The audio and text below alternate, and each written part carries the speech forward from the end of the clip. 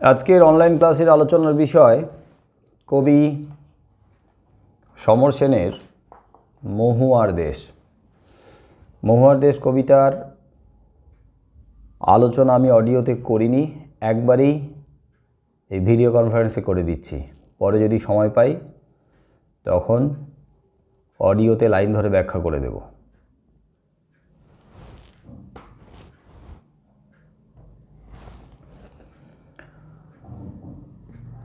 আওয়াজ শোনা যাচ্ছে? হ্যাঁ স্যার। দেখা যাচ্ছে? হ্যাঁ স্যার। ওকে। কবি মহুয়ার দেশ রচনা করেছেন এক বিশেষ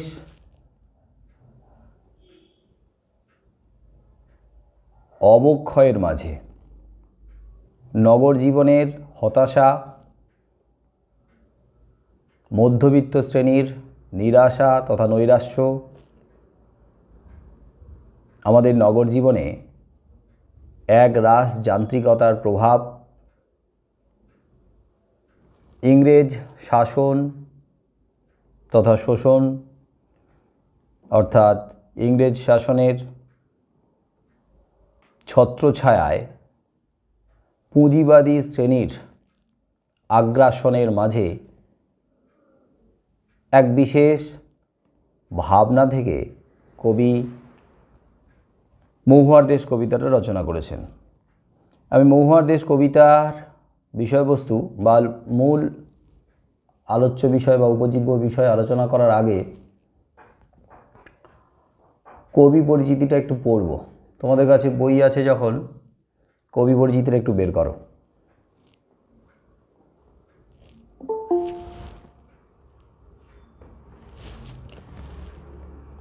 আমার কাছে পুরনো বইটা আছে, তো পুরনো বই থেকে আমি পড়ছি।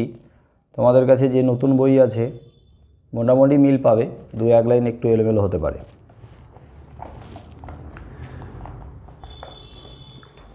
যাদের কাছে বই নেই আমার কথাগুলো শোনো, তাহলেই হবে। কবি সমর সেন। সমর সেনের জন্ম 10ই অক্টোবর 1916 খ্রিস্টাব্দে। সমর সেনের জন্ম কলকাতায় বাগবাজারে বিশ্বকোষ লেনে। আদি নিবাস ছিল ঢাকা জেলার মানিকগঞ্জ সুয়াপুর। পিতার নাম অরুণচন্দ্র সেন, মাতা চন্দ্রমুখী দেবী। কবির পিতামহ মানে ঠাকুরদা দীনেশচন্দ্র সেন বাংলা সাহিত্যের প্রখ্যাত লেখক ও ইতিহাস প্রণেতা। কাশিমবাজার পলিটেকনিক স্কুল থেকে 1932 খ্রিস্টাব্দে তিনি ম্যাট্রিক পাস করেন। স্কটিশ চার্চ কলেজ থেকে বিএ ইংরেজি অনার্সে প্রথম শ্রেণীতে প্রথম 1936 খ্রিস্টাব্দে। আবার কলকাতা বিশ্ববিদ্যালয় থেকে ইংরেজি সাহিত্যে এমএ পরীক্ষায় প্রথম শ্রেণীতে প্রথম 1938 খ্রিস্টাব্দে। 30-এর দশকে কবিতা লেখা শুরু করেন। তার কবিতার বিষয় ও রীতির বিশিষ্টতা বিদগ্ধ জনের দৃষ্টি আকর্ষণ করে। বুদ্ধদেব বসু সম্পাদিত ত্রৈমাসিক কবিতা পত্রিকার সহকারী সম্পাদক হিসাবে তিনি খ্যাতির শীর্ষে পৌঁছেছিলেন এবং 1946 খ্রিস্টাব্দে হঠাৎই কবিতা লেখা থেকে নিজেকে সরিয়ে নিয়েছিলেন। নতুন কাব্যরীতি ও রোমান্টিকতা বর্জিত তীক্ষ্ণ ভাষা প্রয়োগ সমর সেনের কবিতাকে স্বাতন্ত্র্য চিহ্নিত করেছে। তার কবিতা গ্রন্থগুলির মধ্যে মানে কাব্যগ্রন্থগুলির মধ্যে আছে গ্রহণ, নানা কথা, খোলা চিঠি, তিন পুরুষ। সমর সেনের কবিতা প্রকাশিত হয় 1954 খ্রিস্টাব্দে। সমর সেনের কবি জীবন তথা কবিতা রচনাকাল বেদনাদায়কভাবে সংক্ষিপ্ত, খুব অল্প কয়েক বছর মাত্র। কিন্তু তার কিঞ্চিত অধিক 14 বছরের কবি জীবন বিষয়ের গভীরতা ও বিস্তৃতিতে, প্রকাশগত তির্যকতায়, তীব্র নগর চেতনায় ও নাগরিক দার্শনিকতায় আধুনিক অস্থির কালের কাছে এক বিপন্ন বিস্ময়। জন্মদিন শিরোনামে মাত্র 30 বছর বয়সে লেখা শেষ কবিতায় বেদনা ও নৈরাশ্য ভরা কিছু পংক্তিতে তাঁর সর্বশেষ উপলব্ধির প্রকাশ ঘটে এভাবে। আমরা ক্রমশ ডুবি সখাত সলিলে। অনিদ্রা থেকে দুঃস্বপ্নে আমাদের যাত্রায় কাক ডাকে, শুনিয়া আর সমুদ্রের গান। 1978 তার আত্মজীবনীমূলক গ্রন্থ বাবু বৃত্তান্ত কর্মজীবনের প্রথমে 2 মাস কাঁথির প্রভাত কুমার কলেজে অধ্যাপনা করেছেন। দিল্লির অল ইন্ডিয়া রেডিওয়ে কয়েক বছর ছিলেন নিউজ এডিটর হিসেবে। পরে কলকাতার দ্য স্টেটসম্যান এর সাব এডিটর হন। 1957 খ্রিস্টাব্দে অনুবাদকের কাজ নিয়ে তিনি মস্কো যান। ফিরে আসেন 1961-তে। 1962 খ্রিস্টাব্দে হিন্দুস্তান স্ট্যান্ডার্ড পত্রিকার যুগ্ম সম্পাদক। মতের অমিল হওয়ায় চাকরি ছেড়ে দেন। হুমায়ুন কবিরের আহ্বানে ইংরেজি নাও পত্রিকার সম্পাদক হিসেবে কাজে যোগ দেন 1964 খ্রিস্টাব্দে। এখানেও মতবিরোধ ঘটে। ওই বছরেই 14 এপ্রিল ফ্রন্টিয়ার পত্রিকার আত্মপ্রকাশ ও সম্পাদনার দায়িত্ব গ্রহণ করেন। সশস্ত্র বিপ্লবের সমর্থনে নির্ভীকভাবে এই সাময়িক পত্রে নিজে লিখেছেন এবং অনেকের লেখা প্রকাশ করেছেন। তাঁর প্রয়াণ ঘটে 23 আগস্ট 1987 খ্রিস্টাব্দে। মহুয়ার দেশ এই কবিতার মূল গ্রন্থের নাম তোমাদের বইতে লেখা আছে বা জানো কেউ? কয়েকটি কবিতা। যাদের কাছে লেখা নেই একটু লিখে নাও। মহুয়ার দেশ কবিতার মূল গ্রন্থের নাম হলো কয়েকটি কবিতা। কয়েকটি কবিতা এটা একটা কাব্য সংকলন গ্রন্থ, যার প্রকাশকাল 1937 খ্রিস্টাব্দ।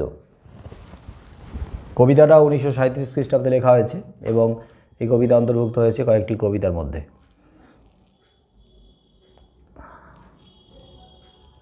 আচ্ছা, আমার শরীরটা খারাপ, একটু ঠান্ডা লেগেছে, মাঝে মাঝে একটু অসুবিধা হতে পারে, একটু হয়তো ঝিমিয়ে পড়তে পারি। তাও কবিতাটাকে আজকের শেষ করব, কবিতা আলোচনাটা পুরোটা শেষ করব আজকের। তাহলে আরও একটা কবিতা বাকি থাকবে, মানে এখান থেকে আর তোমাদের একটা কবিতা বাকি থাকবে পরে, ওটা হলো আন্তর্জাতিক কবিতা। পড়তে জানে এমন এক মজুরের প্রশ্ন। প্রকাশকাল 1937 খ্রিস্টাব্দ। কয়েকটি কবিতা, কাব্য সংকলন গ্রন্থ। কবিতাটা আমি একবার পড়ব, কবিতাটা শোনো। কবিতাটা কি মুখস্থ হয়ে গেছে?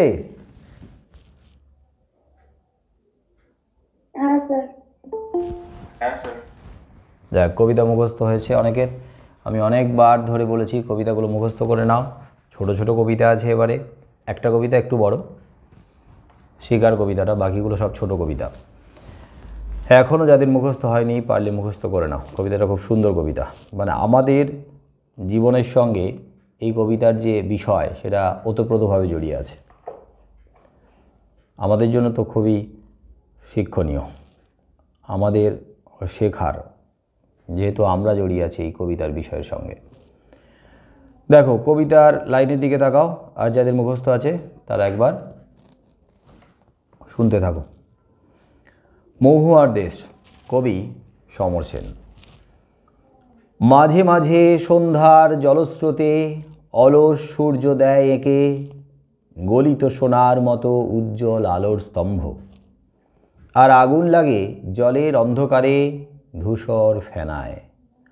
সেই উজ্জ্বল স্তব্ধতায় ধোঁয়ার বঙ্কিম নিঃশ্বাস ঘুরে ফিরে ঘরে আসে শীতের দুঃস্বপ্নের মতো।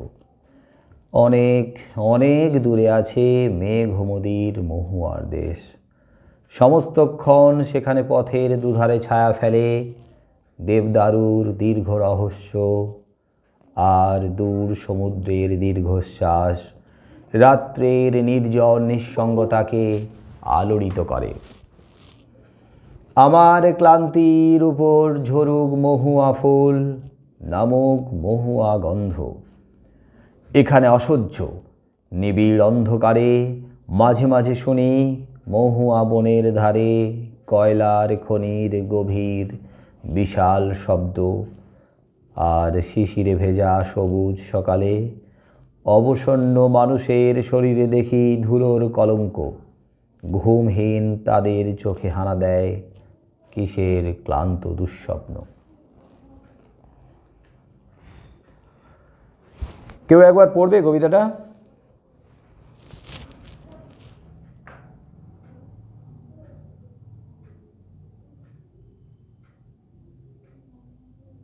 তোমাদের মধ্যে কেউ একজন পড়বে কবিতাটা আরেকবার?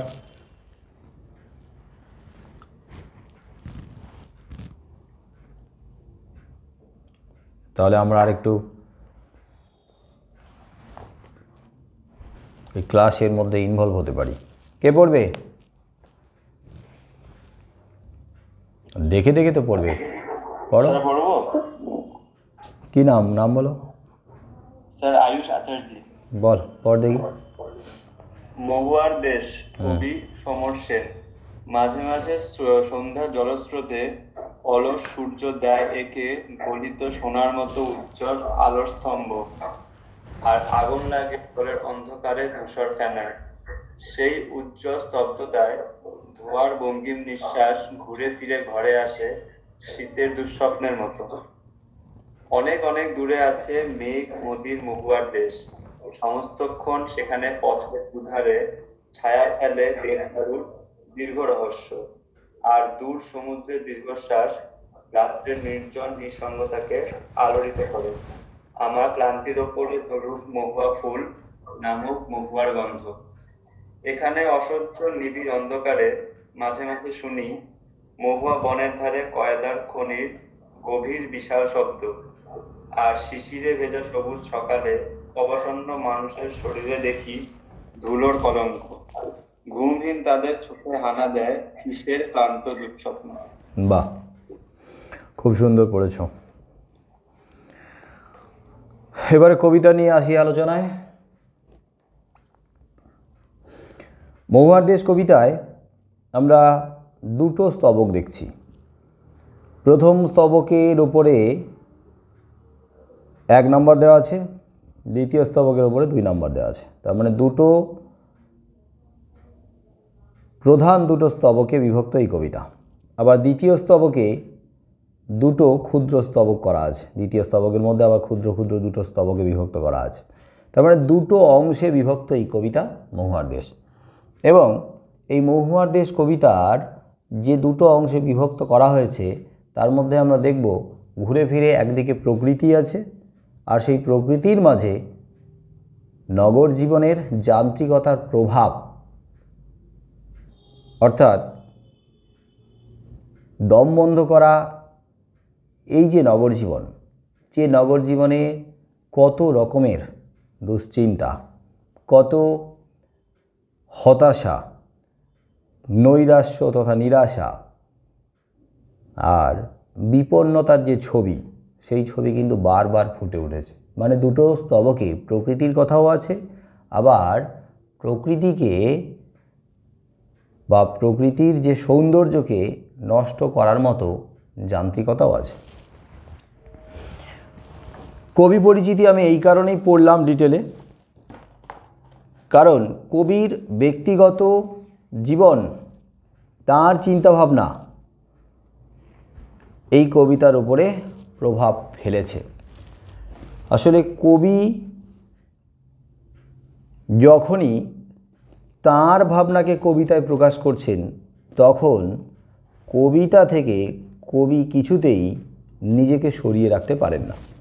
মানে ঘুরে ফিরে কবির ব্যক্তিগত জীবন এবং তার যে ভাবনা চিন্তা, সেটা কিন্তু জড়িয়ে যায় ওই কবিতার সঙ্গে। তার মানে কবি কেমন এবং তিনি কী ধরনের চিন্তা করেন। কবি রবীন্দ্রনাথ ঠাকুরের পরবর্তীকালের, অর্থাৎ রবীন্দ্র পরবর্তীকালের যে আধুনিক কবিরা ছিলেন তাদের মধ্যে অন্যতম শ্রেষ্ঠ সমর সেন। 1916 খ্রিস্টাব্দে কবির জন্ম। তবে কাব্যের জগতে তিনি যখন আত্মপ্রকাশ করলেন, মানে কবিতার মধ্য দিয়ে যখন তিনি কাব্যের জগতে এলেন তথা সাহিত্যের জগতে যখন পা রাখলেন, তখন রবীন্দ্রনাথ ঠাকুরের জীবন সায়াহ্নের দিকে। এবং রবীন্দ্রনাথ ঠাকুর তার কবিতার যথেষ্ট প্রশংসা করেছিলেন। রবীন্দ্রনাথ ঠাকুর, কবি কাজী নজরুল ইসলাম, এরা কিংবা পল্লী কবি জসিমউদ্দিন এরা সমর সেনের বাড়িতে যে সাহিত্য আলোচনা চক্র বসত সেখানে কিন্তু উপস্থিত হতেন। অর্থাৎ সমর সেন তার বাড়িতে ছোটোবেলা থেকেই একটা সাহিত্যের অনুকূল পরিবেশ পেয়েছিলেন, সাহিত্য চর্চার অনুকূল পরিবেশ পেয়েছিলেন। আর তার ব্যক্তিগত জীবন পড়ার সময় তোমরা নিশ্চয়ই শুনেছ যে তাঁর পিতামহ মানে ঠাকুরদা দীনেশচন্দ্র সেন, যিনি বাংলা সাহিত্যের প্রখ্যাত লেখক ও ইতিহাস প্রণেতা। তার মানে তিনি জন্মসূত্রে, তার পারিবারিক সূত্রে ওই শিল্প সংস্কৃতির ধারাটাকে পেয়েছেন। আর এটা তো ঠিকই যে যার বাড়ির পরিবেশ যেরকম হবে তো সেই পরিবেশের প্রভাব তো ছেলেমেয়েদের উপরে পড়েই। আর সমর সেন ছিলেন যথেষ্ট মেধাবী ছাত্র। তিনি বাংলা সাহিত্যে খ্যাতি অর্জন করেছেন ঠিকই, কিন্তু ইংরেজি ভাষা, ইংরেজি সাহিত্য নিয়ে পড়াশোনা করেছেন। এবং ট্যালেন্ট দেখো, প্রতিভা দেখো, স্কটিশ চার্চ কলেজ থেকে অনার্স পাস করেছেন, first class first, gold medallist.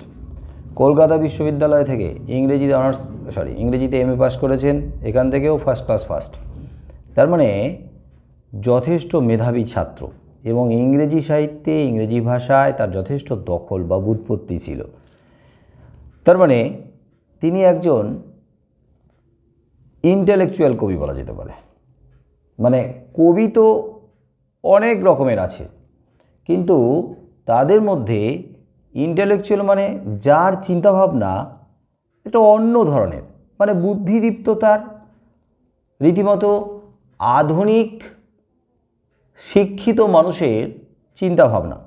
মানে কথাবার্তা বলছেন, যে কথাবার্তার মধ্যে দার্শনিকতাও চলে আসছে, সমাজ জীবনও আসছে, মানুষের কথাও আসছে এবং যথেষ্ট জ্ঞানী মানুষের মতো চিন্তাভাবনা করে যুক্তি দিয়ে সাজিয়ে তাকে উপস্থাপন করছেন, ইন্টেলেকচুয়াল কবি।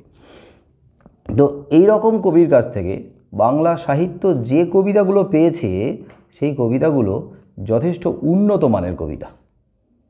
মানে শুধু ওই গতানুগতিকতার স্রোতে গা ভাসিয়ে দিয়ে যে কবিতাগুলো উঠে আসে সেরকম ধরনের কবিতা নয়। এই কবিতার মধ্যে রোমান্টিকতা বা স্বপ্ন বিলাসিতার ছোঁয়াটা খুবই কম। এখানে কঠিন বাস্তবতার ছবিটা বেশি আছে। আসলে এই নগর জীবন নিয়ে, সমাজ জীবন নিয়ে, মধ্যবিত্ত মানুষকে নিয়ে সমর সেন বহু ভেবেছেন, মানুষের কথা ভেবেছেন। মানুষকে নিয়ে তিনি এত ভেবেছেন বলেই, নিঃস্বার্থভাবে মানুষের জন্য কাজ করতে চেয়েছেন বলেই তার কাব্য কবিতাগুলোতে ওই ক্ষয়িষ্ণু সমাজের কথা উঠে এসেছে। এবং সমাজকে কিভাবে রক্ষা করা যাবে, মানুষকে কিভাবে রক্ষা করা যাবে, মানুষকে কিভাবে ওই হতাশা থেকে, নিরাশা থেকে টেনে তুলে নিয়ে আসা যাবে, তারই উপায়, তারই পথ কিন্তু তার কবিতাগুলোতে রয়েছে। তবে হ্যাঁ, তার হাত ধরে যে কবিতা, যে কাব্য বাংলা সাহিত্য পেয়েছে তার সংখ্যা কিন্তু খুবই কম। এই যে এখানে আলোচনাতে তোমরা দেখলেই যে মাত্র 14 বছর তিনি সাহিত্য চর্চা করেছেন। হঠাৎ করে কি হলো কে জানে, 1946 খ্রিস্টাব্দ নাগাদ তিনি ওই কাব্যের জগৎ থেকে, কবিতার জগৎ থেকে, সাহিত্যের জগৎ থেকে নিজেকে পুরোপুরি সরিয়ে নিয়েছিলেন। তো সেখানে আমরা অনেকটাই ঘাটতি অনুভব করছি যে তার কারণেই যে বাংলা সাহিত্য সমৃদ্ধ হচ্ছিল, হঠাৎ করে তার সরে যাওয়াতে বাংলা সাহিত্য কিন্তু একটা বিরাট অভাব বা ঘাটতি রেখে দিল বা ঘাটতি পেল। তিনি থাকলে হয়তো তার আজীবন যদি তিনি সাহিত্য চর্চা করতেন, বাংলা সাহিত্য আরও সমৃদ্ধ হতো, আরও পরিপূর্ণ হতো। যাই হোক, 1937 খ্রিস্টাব্দ, তার মানে স্বাধীনতার কয়েক বছর আগের কথা বলা হয়েছে। 1937 খ্রিস্টাব্দ, তার মানে দ্বিতীয় বিশ্বযুদ্ধ তখনও শুরু হয়নি। দ্বিতীয় বিশ্বযুদ্ধ শুরু হওয়ার মাত্র 2 বছর আগে। কিন্তু বাংলা তথা ভারতবর্ষকে গ্রাস করে ফেলেছে এই অত্যাচারী ব্রিটিশ শাসক। তার মানে ভারতবর্ষের বুকে ঔপনিবেশিক শাসনের নামে শোষণ চলছে ভয়ঙ্করভাবে। আর দ্বিতীয় বিশ্বযুদ্ধের দামামা অর্থাৎ যুদ্ধের বাদ্যযন্ত্র প্রায় বাজার উপক্রম, এরকম একটা যুদ্ধের আবহ তৈরি হতে চলেছে। মানুষ এখানে বিভ্রান্ত। আর বিশেষ করে আমরা জানি, আমরা যেহেতু মধ্যবিত্ত মানুষের যে মনস্তত্ত্ব, সেই মনস্তত্ত্ব যদি বিশ্লেষণ করা যায় তাহলে দেখা যাবে আমরা সবথেকে বেশি ভাবি, সবথেকে বেশি চিন্তা করি। আমরা আমাদের মনের মধ্যে যে দোলাচলতা চলে, যে টানাপোড়েন চলে, সেই টানাপোড়েন বা দোলাচলতাতে প্রতি মুহূর্তে ক্ষতবিক্ষত হই। মানে যে ক্রাইসিস, যে সংকট মধ্যবিত্ত শ্রেণীর মধ্যে, সেই সংকটটা প্রবল, তীব্র।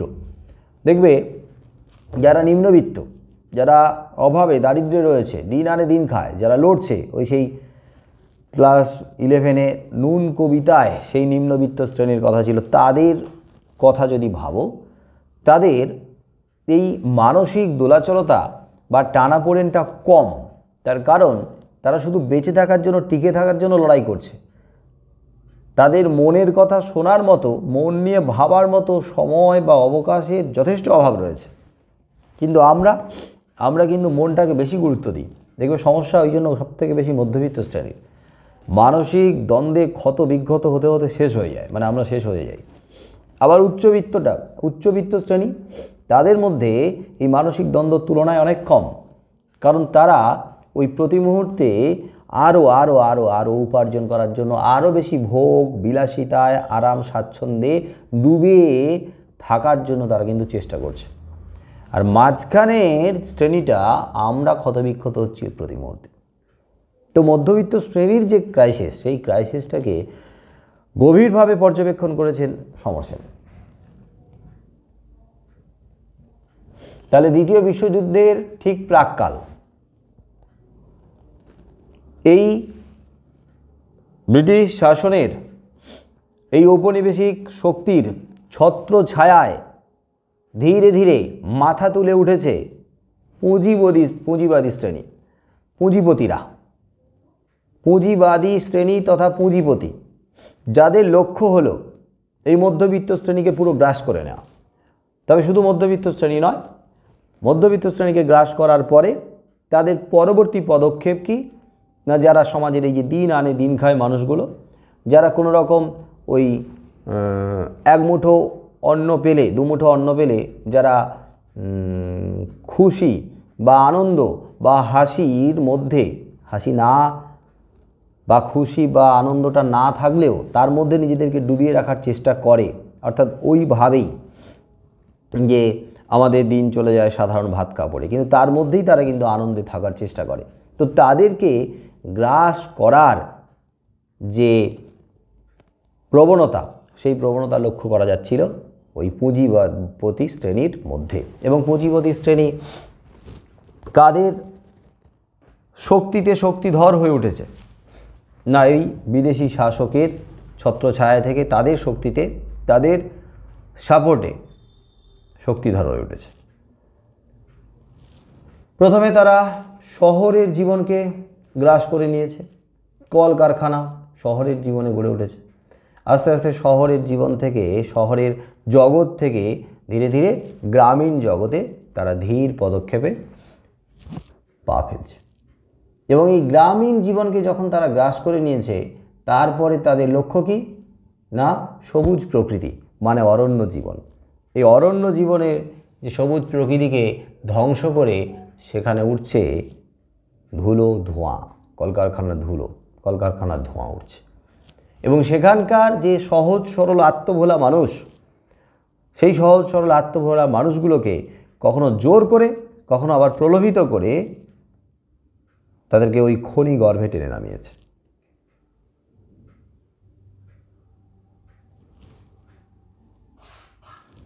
এবারে মহুয়ার দেশ কবিতায় মহুয়ার দেশ বলতে কোন দেশের কথা বলা হয়েছে? মহুয়ার দেশ বলতে কোন এলাকার কথা বলেছেন কবি? আচ্ছা, মহুয়ার গাছ কোন এলাকাতে বেশি আছে, কোন দিকে বেশি আছে, কোন জায়গায় বেশি আছে? পাহাড়ি পশ্চিমে আর কি আমাদের। হ্যাঁ, পাহাড়ি অঞ্চল, কিন্তু পাহাড়ি অঞ্চল হলে তুমি কোন রাজ্যের কথা বলছি বলো, কোন রাজ্য? পুরুলিয়ার ওদিকটাতে। পুরুলিয়াতে আছে, পশ্চিম মেদিনীপুরেও আছে, এখন যে জেলা হয়েছে ঝাড়গ্রাম, পশ্চিম মেদিনীপুরের পাশে আর একটা জেলা হয়েছে না নতুন, ঝাড়গ্রামে আছে। তো পশ্চিম মেদিনীপুর, ঝাড়গ্রাম, তার পার্শ্ববর্তী রাজ্য কি? ঝাড়খণ্ড আগে ছিল বিহারের অন্তর্গত। তার মানে যে সময়কার কথা বলা হয়েছে তখন তো বিহার থেকে ঝাড়খণ্ড আলাদা হয়নি, তার মানে বিহার অঞ্চল, আর বিহারে আছে তথা এখন কিন্তু ঝাড়খণ্ডে রয়েছে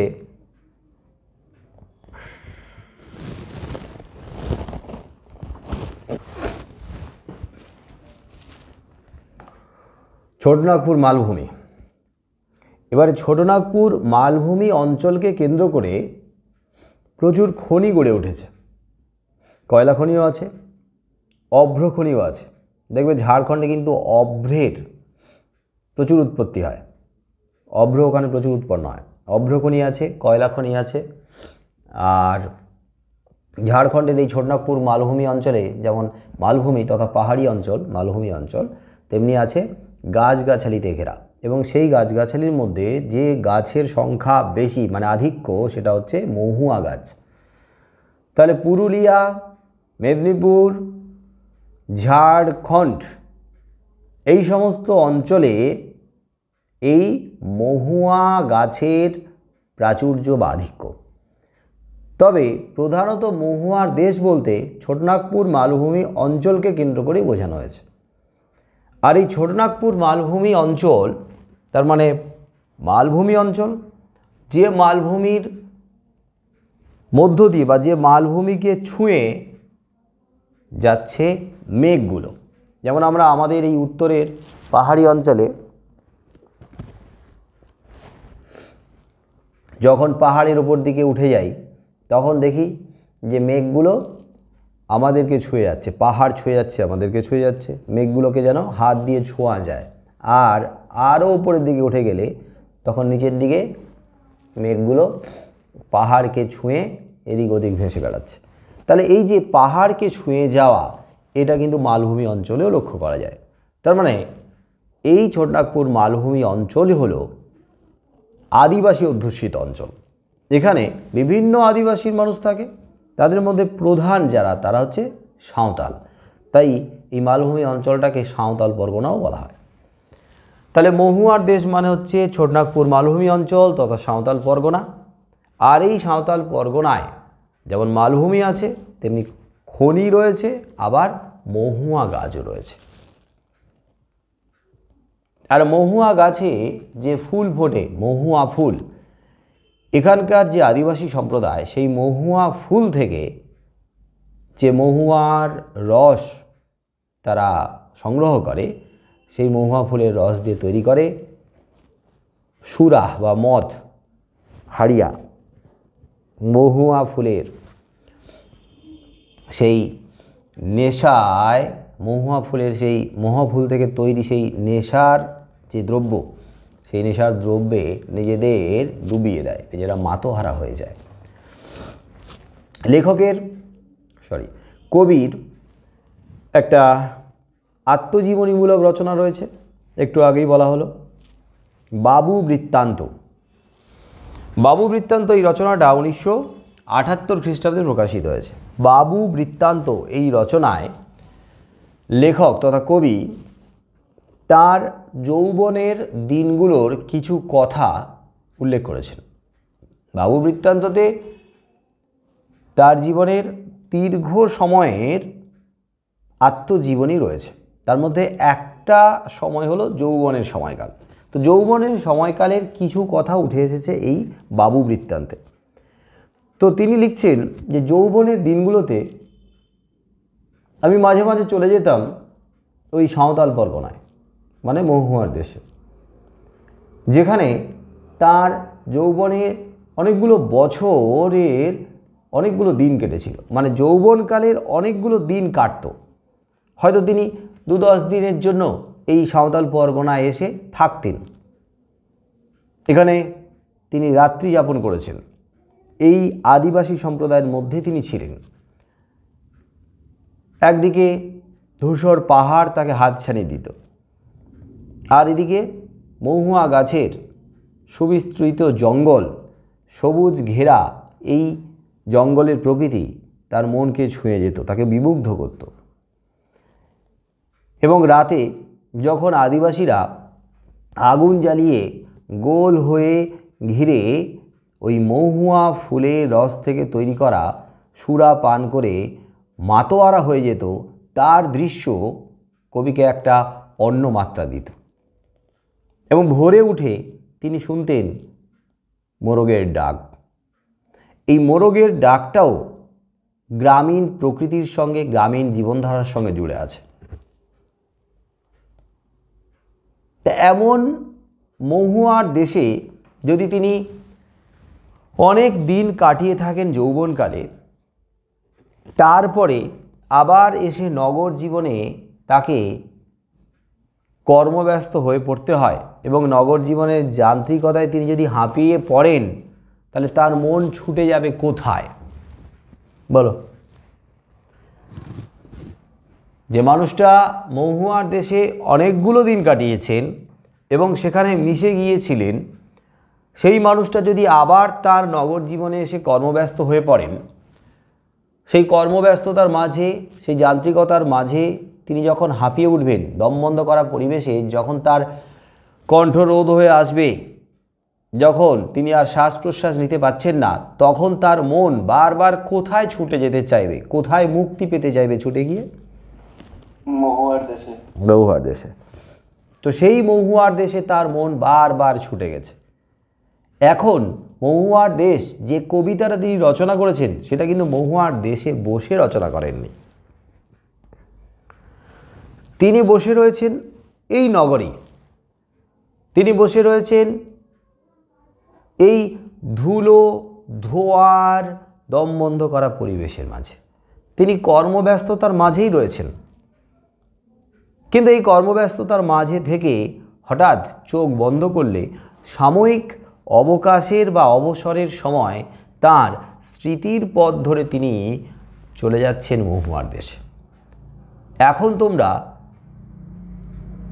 এই যে অনলাইন ক্লাসে বসে রয়েছ, এখন পড়া শুনতে শুনতে হঠাৎ করে যদি কেউ এরই মাঝে কয়েক মিনিটের জন্য, কয়েক সেকেন্ডের জন্য চোখ বন্ধ করে একটু উন্মনা হয়ে যাও, তাহলে মনটা কিন্তু হারিয়ে যাবে।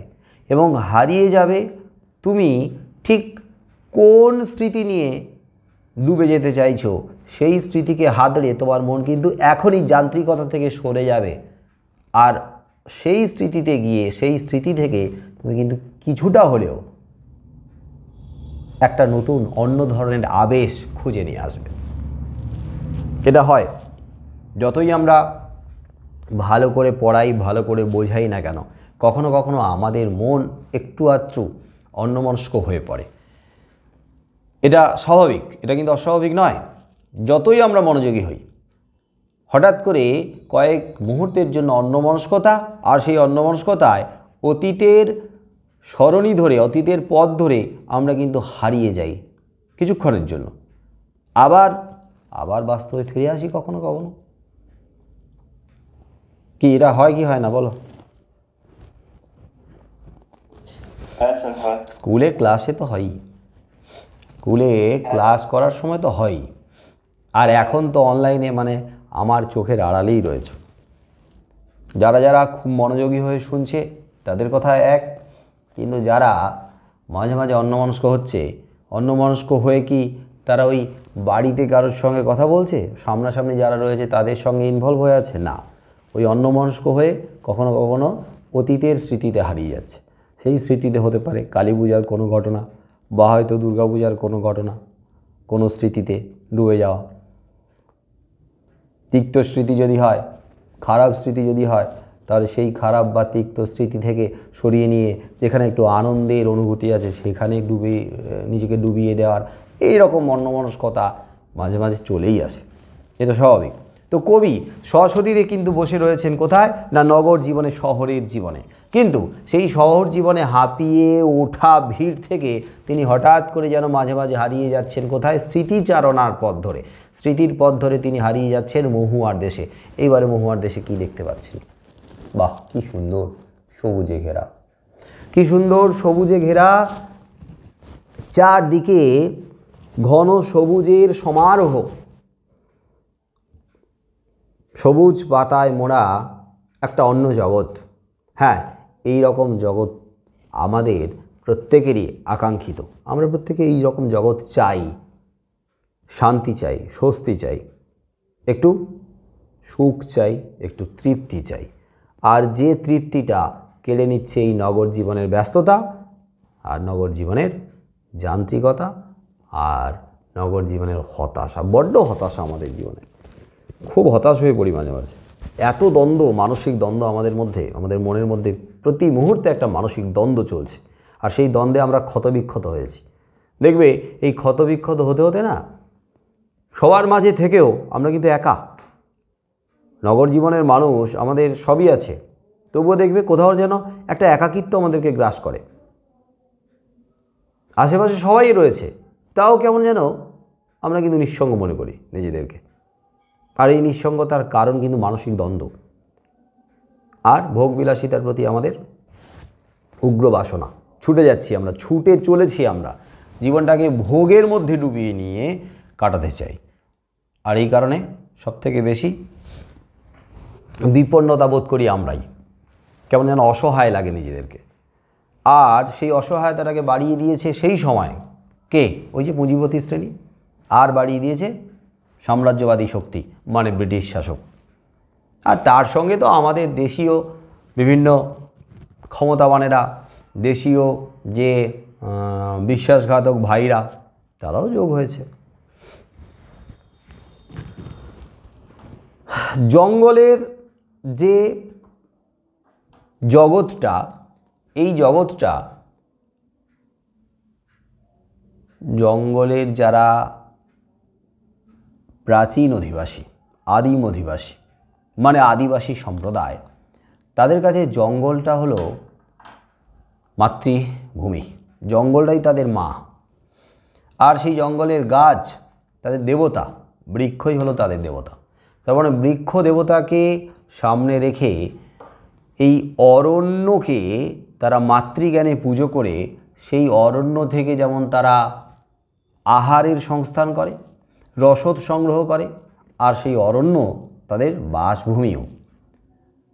তাহলে অরণ্যের জীবনে যারা অভ্যস্ত সেই আদিবাসী সম্প্রদায়, তারা একেবারে আত্মভোলা মানুষ। তাদের মধ্যে আমাদের মতো অত জটিলতা নেই, অত কুটিলতা নেই, অত মার প্যাঁচ নেই। তারা অত হিসেব নিকেশ করে চলে না। তারা আমাদের মতো স্বার্থান্ধ নয়, তারা সত্যি সহজ সরল। তাহলে অরণ্য জীবনে তারা একটা নিরাপদ জীবন গড়ে তুলেছিল। কিন্তু তোমরা প্রত্যেকে জানো, ইতিহাস তোমরা প্রত্যেকেই পড়েছ, সেই নিরাপদ জীবনটা তাদের আর নিরাপদ থাকেনি। কারণ অরণ্য বিরাট সম্পদের ভাণ্ডার। আর সেই অরণ্যের অভ্যন্তরে লুকিয়ে রয়েছে বড় বড় কী বলবো, খনি, মানে খনিজ। আর সেই খনিজ কত লক্ষ লক্ষ কোটি টাকার সম্পদ। তাহলে পুঁজিবাদী শ্রেণী তাদের লোভ, তাদের লালসা চরিতার্থ করার জন্য এই অরণ্যের জীবনে প্রবেশ করেছে, ওই মানুষগুলোর জীবনকে তোলপাড় করে দিয়েছে।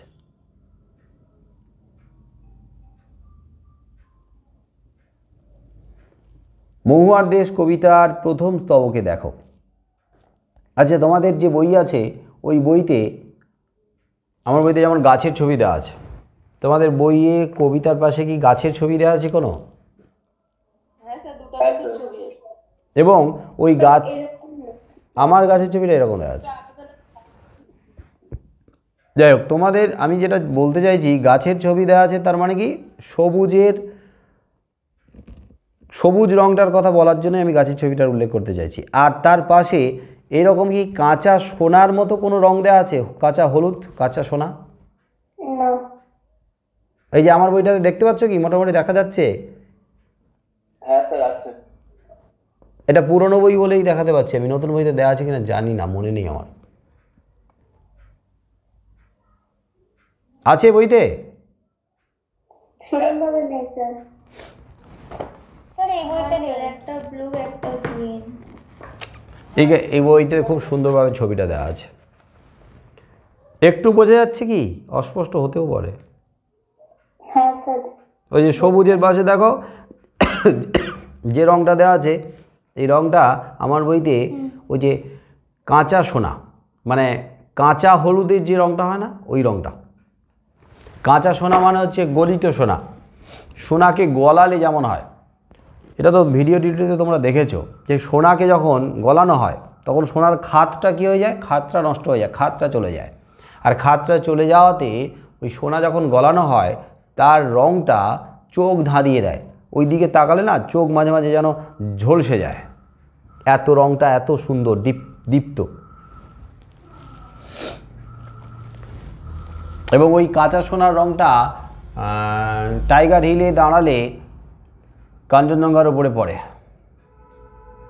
কিংবা সূর্য যখন ডুবছে তখন মেঘের উপরে, আকাশের উপরে ছড়িয়ে যাওয়া রঙে অনেক সময় কাঁচা সোনার রঙও দেখা যায়। কাঁচা হলদে রঙটা যেটা কাঁচা সোনার রঙও বলে। যাই হোক, এবার লাইনের দিকে তাকাও, আমি লাইনগুলো একটু ব্যাখ্যা করি। মহুয়ার দেশ, কবি সমর সেন। মাঝে মাঝে সন্ধ্যার জলস্রোতে অলস সূর্য দেয় একে গলিত সোনার মতো উজ্জ্বল আলোর স্তম্ভ। কবি নির্ভেজাল বাস্তববাদী কবি। তার মানে সমর সেনের ব্যক্তিগত চিন্তাভাবনায় প্রকৃতি কম, বাস্তবতা বা বাস্তবের কাঠিন্য অনেক বেশি গুরুত্ব পেয়েছে।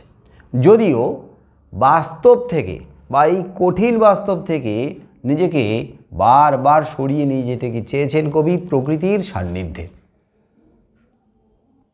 তিনি খেলাধুলাতে যথেষ্ট পারদর্শী ছিলেন এবং খেলাধুলার প্রতি খুব আগ্রহ ছিল, শরীর চর্চা করতেন, খেলাধুলা করতেন, আর প্রকৃতির মাঝে থাকার জন্য বারবার তার যৌবনে ছুটে যেতেন।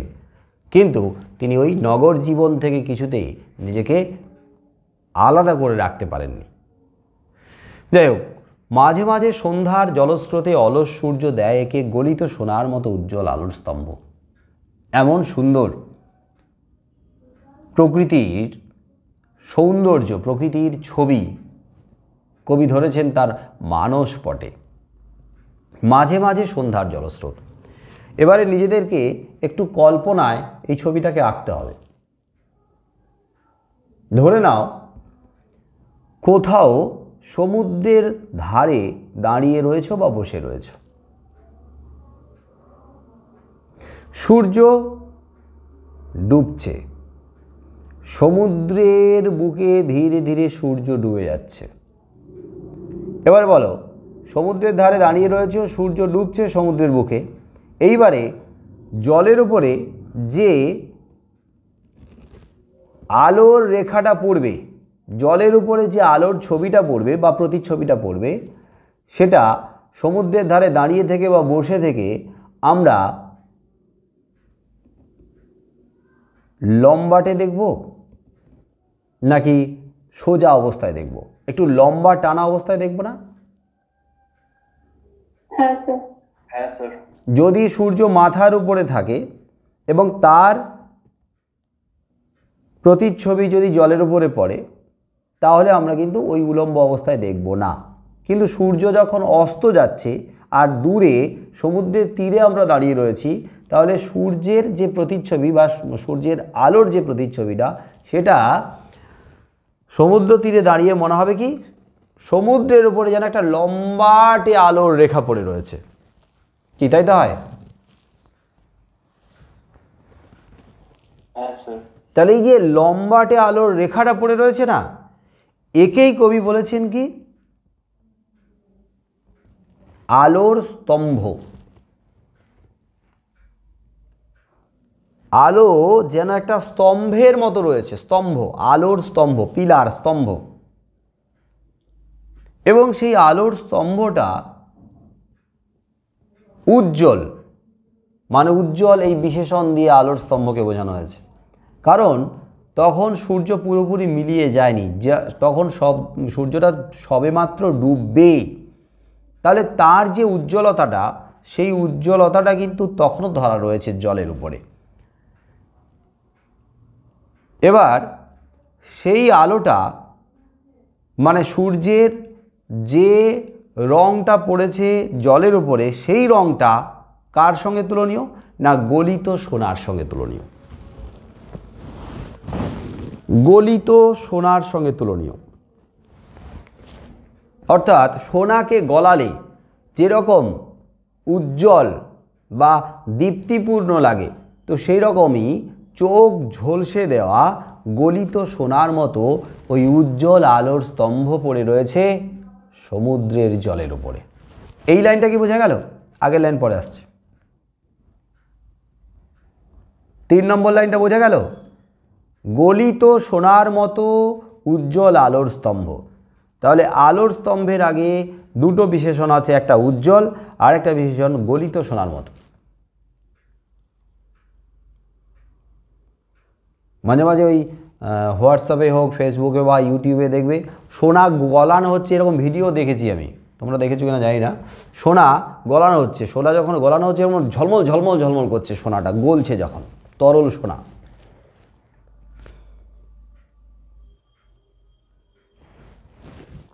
তরল সোনা মানে কিন্তু কি যেন বলে, পেট্রোলিয়াম না কি যেন বলে না? তরল সোনা কাকে বলে? কাকে বলে রে? পেট্রোল। পেট্রোলকে তো বলে নাকি তরল সোনা, নাকি? হ্যাঁ স্যার। হ্যাঁ, আমি কিন্তু ওই অর্থে বলিনি। আমি যে বললাম তরল সোনা, আমি কিন্তু বললাম সোনাকে তরল করা হচ্ছে, মানে গলানো হচ্ছে, সেই অর্থে তরল সোনা বলেছি, পেট্রোলকে বলিনি। হ্যাঁ স্যার ওটা তো তরল অবস্থায় তো থাকে না একেবারে। কোনটা? ওই সোনাটা একেবারে তো তরল অবস্থায় থাকে না স্যার। কিরকম অবস্থায় থাকে? সোনাকে যখন আগুনে গলানো হয় তো তখন তো তরল হয়ে যায়। বাট স্যার পুরো তরল তো হয় না স্যার, ওই ম্যাগমার মতো থাকে। মানে তরল মানে তরলের তো আবার ঘনত্ব কম বেশি হতেই পারে। তুমি যদি এখন বিজ্ঞানের দিকে আমাকে ঠেলে নিয়ে যাও, আমি কি করে বোঝাবো? আমি বলছি কি, যে কঠিন পদার্থটা আমরা সোনাকে কঠিন পদার্থ হিসেবে জানি, সোনাকে যখন গলানো হচ্ছে তখন তার ভেতর থেকে খাতটা সরে যায়, তো সে তখন তো একটু গলিত, মানে সোনাকে গলালে যেরকম হয় তরল টাইপের হয়। তো তার তরলের কতটা কাঠিন্য, কতটা ঘনত্ব, সেটা মাপযোগ করতে বসলে তো তাহলে সাহিত্য আর হবে না, বিজ্ঞান হয়ে যাবে।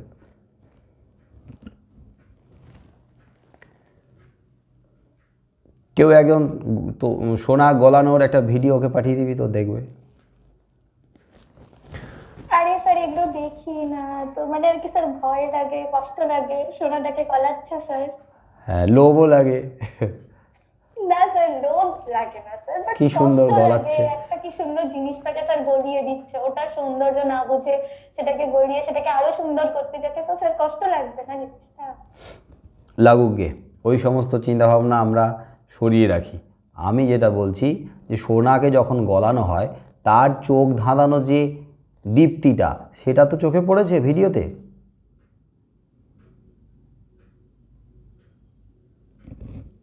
পড়েনি? তাহলে তোমাকে আমি ভিডিও দেখাবো, প্র্যাকটিক্যাল ক্লাস করিয়ে তারপরে কবিতা বোঝাবো। আপাতত বাদ দাও। আপাতত একটু মনে মনে ভেবে নাও যে সোনাকে যখন গলানো হয় তার যে দীপ্তি, সেই দীপ্তিটা এ যেন সূর্যের আলো, সূর্য যখন অস্ত যাচ্ছে তার আলো যখন সমুদ্রের উপরে পড়েছে, সেটা মনে হচ্ছে গলিত সোনার মতো, এবং উজ্জ্বলতাটা এতটাই, তাই উজ্জ্বল আলো। আর স্তম্ভ কেন বলা হয়েছে? না লম্বাটে লাগছে, তীরে বসে থেকে আমাদের চোখে মনে হচ্ছে যে একটা স্তম্ভের মতো ওই উজ্জ্বল আলোটা রয়েছে পড়ে। বোঝা গেল? এই লাইনটা মানে বোঝা গেল কিনা বলো? হ্যাঁ স্যার, বোঝা গেল। তার আগের লাইন দেখো এবারে, মাঝে মাঝে সন্ধ্যার জলস্রোতে। তাহলে সন্ধ্যাকালীন সময় সূর্য ডুবছে, সন্ধ্যার জলস্রোতে, তাহলে সন্ধ্যাকালীন সময়ে জলের স্রোতের উপরে, জলের উপরে ওই সূর্য এঁকে দিচ্ছে। এবার এখানে সূর্যের আগে একটা বিশেষণ ব্যবহার করা হয়েছে। কেমন সূর্য? অলস। অলস, তোমাদের মতো। হ্যাঁ। সূর্যের কাজ কি?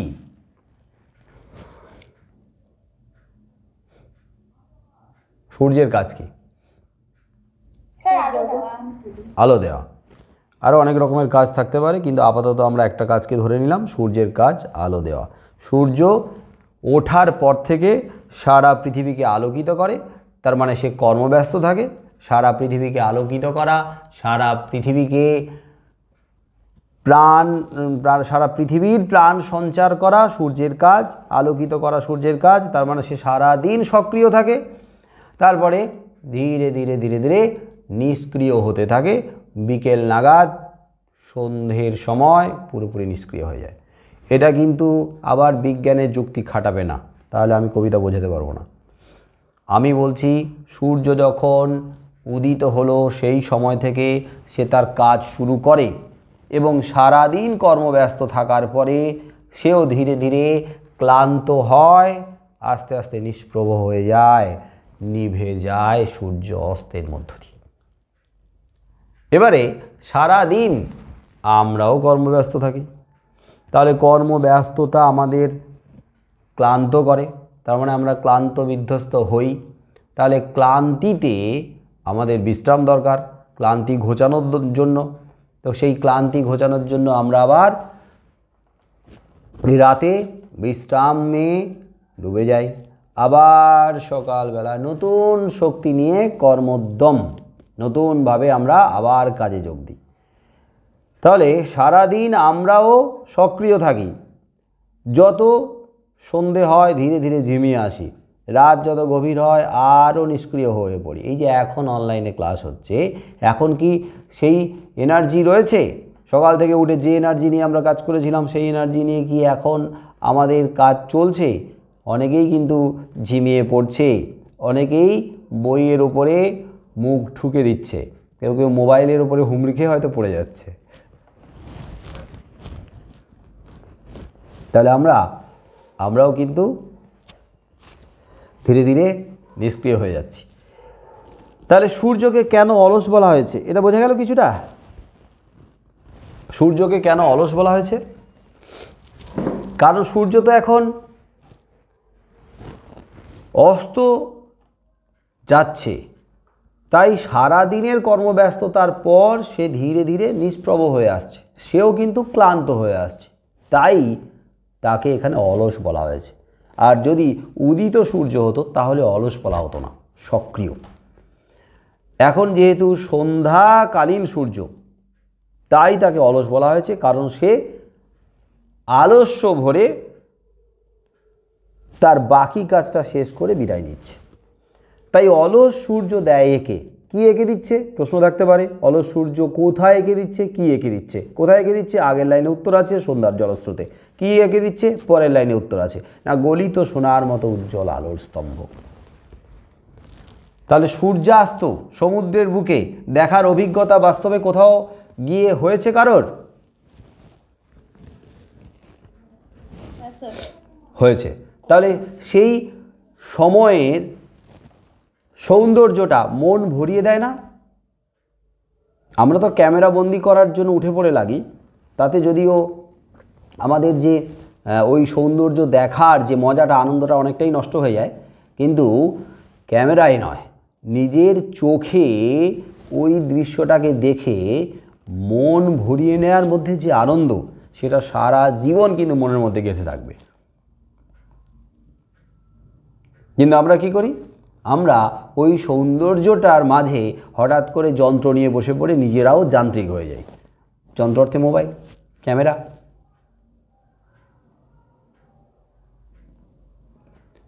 তাহলে মাঝে মাঝে সন্ধ্যার জলস্রোতে অলস সূর্য দেয় একে গলিত সোনার মতো উজ্জ্বল আলোর স্তম্ভ। আর আগুন লাগে জলের অন্ধকারে ধূসর ফেনায়। এবারে সমুদ্রে ঢেউ উঠেছে, সমুদ্রের ঢেউগুলো আছড়ে পড়ছে। সমুদ্রের ঢেউ যখন আছড়ে পড়ে তখন দেখবে সমুদ্রের ওই ঢেউয়ের মাথা কেমন যেন জলগুলো মাথাতে জলগুলো মুড়ে মুড়ে মুড়ে মুড়ে যায় না, আছড়ে পড়ার আগে মুহূর্তে মুড়ে যায় না। বোঝাতে পারছি কি? সমুদ্রের ঢেউ যখন আছড়ে পড়ছে দেখবে জলটা মুড়ে যাচ্ছে, তার মানে সমুদ্রের জল আর ওই ঢেউয়ের মাথা দুটোর মধ্যে একটু পার্থক্য থাকবে রঙের। আর যেহেতু এটা সন্ধ্যাকালীন সমুদ্রের ঢেউ, তাহলে সেই সন্ধ্যাকালীন সমুদ্রের ঢেউয়ের যে মাথাটা সেটা সাদা পুরোপুরি লাগবে না। দিনের বেলায় দেখো একটু সাদাটে লাগবে, জল যখন ঢেউ ভাঙবে মানে ঢেউটা যখন ভেঙে যাচ্ছে জলে, তো তখন সেটা সাদা লাগবে। কিন্তু যেহেতু এটা সন্ধ্যাকালীন, তাহলে সন্ধ্যার একটা অস্পষ্টতা কাজ করছে, তো তাই ওই যে জলের ওপরে যে ফেনা, ঢেউয়ের যে ফেনাটা, ওটা ধূসর বর্ণের হয়ে গেছে, বিবর্ণ ধূসর। আর সেই ধূসর ফেনাতে যখন সূর্যের আলোটা পড়ছে মনে হচ্ছে কেউ যেন আগুন লাগিয়ে দিয়েছে। তাই কবি বলছেন, আর আগুন লাগে জলের অন্ধকারে, জল অন্ধকারে ডুবে যাচ্ছে কিন্তু ওই ধূসর ফেনাতে যেন কেউ আগুন ধরিয়ে দিচ্ছে। তার মানে ওইগুলোর ওপরে সূর্যের আলো লালচে হয়ে রয়েছে। তা দেখে কবির ব্যাখ্যা, যেন ধূসর ফেনাতে কেউ আগুন লাগিয়ে দিয়েছে। তার মানে এই 1 2 3 4 এই 4টে চরণে, 4টে লাইনে সম্পূর্ণরূপে সমুদ্রের এক অসাধারণ সৌন্দর্যের উপস্থাপনা রয়েছে। সেই উজ্জ্বল স্তব্ধতায় এবারে সমুদ্রের পাশে বসে সমুদ্রের বিশালতাটাকে আমরা উপলব্ধি করতে পারি, যদি নগর জীবন থেকে, শহরের জীবনের ব্যস্ততা থেকে সম্পূর্ণভাবে মানসিকভাবে আমরা মুক্ত করতে পারি নিজেদেরকে। এখন সমুদ্রের পাশে বসে রয়েছো, দু চোখ ভরে সমুদ্রকে দেখছো, প্রতি মুহূর্তে ঢেউগুলো আছড়ে পড়ছে তাকে উপলব্ধি করছো।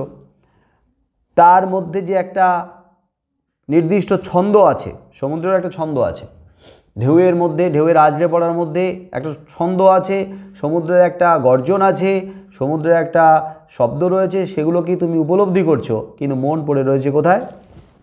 না, শহরে। বাড়ি ফিরতে হবে, আবার কাজ করতে হবে, আবার পড়াশোনা করতে হবে। তার মানে যান্ত্রিকতা থেকে, শহরের ব্যস্ততা থেকে মনকে সম্পূর্ণরূপে মুক্ত করতে পারোনি, তাহলে ওই সৌন্দর্যকে তুমি পুরোপুরি উপলব্ধি করতে পারবে না। কারণ উপলব্ধির মাঝে বারবার বাধা হয়ে দাঁড়াবে এই নগর জীবন, এই শহর জীবন, এই ব্যস্ততা, এই কর্মব্যস্ততা, যান্ত্রিকতা দাঁড়াবে। কিন্তু যদি সম্পূর্ণরূপে মুক্ত করতে পারো, কোথাও বেড়াতে গেছো, যেখানে আমরা সমুদ্রের পাশে বেড়াতে যাই, সেই জায়গাগুলোতে লোকজনের ভিড় থাকে, মানে লোকে লোকারণ্য, একটা হইহট্টগোল, ব্যস্ততা, কেনাকাটা এগুলো থাকে। ওইখানেই যদি তুমি সমুদ্রের পাশে বসো তাহলে নির্জনতাটাকে উপলব্ধি করতে পারবে না। ওখান থেকে কিছুটা সরিয়ে নিয়ে যাও, যেখানে লোকজন নেই, সেখানে বসে থাকো। ধীরে ধীরে সন্ধে হচ্ছে, আরও বসে থাকো, দেখবে রাত গভীর হচ্ছে। সমুদ্রের একটা নিস্তব্ধতাটাকে তুমি উপলব্ধি করতে পারবে গভীরভাবে। ওটাই আমাদের কাছে বিরাট বড় প্রাপ্তি। যারা সমুদ্রকে ভালোবাসে, যারা সমুদ্রে ঘুরতে যেতে ভালোবাসে, সমুদ্রকে দেখতে ভালোবাসে, তাদের কাছে কিন্তু সমুদ্রের এই পাওয়াটাও কিন্তু বিরাট পাওয়া। আবার সমুদ্র আরেকভাবে আমাদের পাইয়ে দেয়, এবং সেটা কি না, সমুদ্রের মধ্যে যখন আমরা স্নান করি, সমুদ্রের মধ্যে যখন আমরা নিজেদেরকে মিশিয়ে দিই, তারও একটা অন্য রকমের প্রাপ্তি। আবার অনেকের পাহাড় ভালো লাগে, ঘন্টার পর ঘন্টা পাহাড়ের চূড়ায় কোনো জায়গাতে বসে রয়েছে, ওই পাহাড়ের দিকে তাকিয়ে রয়েছে। আর যাদের পাহাড় ততখানি ভালো লাগে না, তাদের মনে হতে পারে কী রে বাবা, এক জায়গাতে ঘন্টার পর ঘন্টা বসে থেকে কাটিয়ে দিতে কি করে পারে? আসলে সে শুধু পাহাড়টাকে দেখে না তো, পাহাড়ের সঙ্গে তার যে কবিসুলভ মনটাকে মিশিয়ে দেয়। ওই জন্য ঘন্টার পর ঘন্টা সে কাটিয়ে দিতে পারে। আর আমরা যারা বাস্তববাদী না, তারা আমরা বেড়াতে গিয়ে কী করি, তাড়াহুড়ো করে এক পাহাড় থেকে আরেক পাহাড়ে দৌড়তে থাকি, কারণ একদিনের মধ্যে 10-12টা পয়েন্ট দেখে নিতে হবে আমাদেরকে। আর যারা পাহাড়কে সমুদ্রকে ভালোবাসে তারা এক জায়গায় ঘন্টার পর ঘন্টা সারাদিন ঠায় বসে থাকে, তবুও তাদের মনে হয় যে আমরা বোধহয় এই পাহাড় বা এই সৌন্দর্য, এই প্রকৃতিকে, এই সমুদ্রকে আমরা বোধহয় পুরোপুরি এখনও পর্যন্ত উপলব্ধি করতে পারলাম না।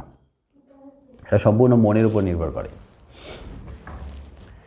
যাই হোক, সেই উজ্জ্বল স্তব্ধতায় ধোঁয়ার বঙ্কিম নিঃশ্বাস ঘুরে ফিরে ঘরে আসে শীতের দুঃস্বপ্নের মতো। এই যে এখন শীতকাল শুরু হতে চলেছে, ঠান্ডা ঠান্ডা পড়ে গেছে। এবারে রাতে ঘুমিয়ে রয়েছ, হঠাৎ করে একটা দুঃস্বপ্ন দেখে ধড়বড় করে জেগে উঠলে। জেগে উঠে কি দেখলে? দেখলে একবারে ঘেমে নিয়ে গেছো, ঘেমে স্নান হয়ে গেছে। এত ভয়ের স্বপ্ন, এতটাই ভয়ের। এবারে বলো, গ্রীষ্মকালের রাতে দুঃস্বপ্ন দেখা আর শীতের রাতে দুঃস্বপ্ন দেখা, দুটোর মধ্যে ভয়ার্ত বা দুটোর মধ্যে ভীতিটা কোন সময় বেশি হওয়ার কথা?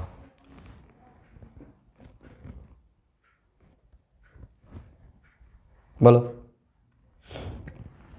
গরমের সময় রাতে দুঃস্বপ্ন দেখছো, তারপরে জেগে উঠলে, আর শীতের রাতে দুঃস্বপ্ন দেখছো, তারপরে জেগে উঠলে, তো কোন সময়ে ভয়টা আরো বেশি করে গ্রাস করবে? শীতকালে। তার কারণ হচ্ছে গরমের সময় এমনিতেই গভীর রাত পর্যন্ত ব্যস্ততা দেখা যায়।